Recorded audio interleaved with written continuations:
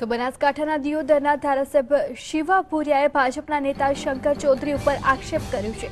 તેમણે શંકર ચૌધરીને દગો કર્યો હોવાનો આક્ષેપ કર્યો છે। તેમણે શંકર ચૌધરી સામે અંગત ઝઘડો હોવાના પગલે એકરાર કર્યું છે અને પોતે ને સમાજની આબરૂ ન જાય એની બીકે અત્યાર સુધી ચૂપ રહ્યા હતા તેવું પણ જણાવ્યું છે। પરંતુ જો સમાજને ખુલાસો જોઈતો હોય તો તેઓ કરવા માટે તૈયાર હોવાનું કહ્યું છે।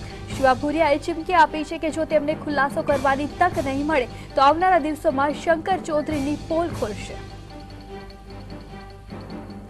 શંકરલાલને કદાચ ગમે એટલો મોટો માણસ હોય એવી મારે કોઈની પરવા નથી, કોઈથી હું બિયાતો નથી અને સમાજના કોઈ પણ વ્યક્તિને આ બાબતે મારા જોડે ખુલાસો કરવો હોય તો મને રૂબરૂ મળી સમગ્ર સમાજ ભેળો થઈ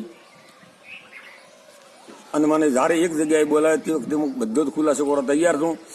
હજી હું હારો છું કે મારામાં જે એને દગો કર્યો છે હું હજી જાહેરમાં કહેતો નથી। હવે પછી કદાચ જો મને આ બાબતે ખુલાસો નહીં થાય તો મારો હું જે એના જોડે ફસાયેલો છું એ વાત હું જાહેરમાં કરીશ।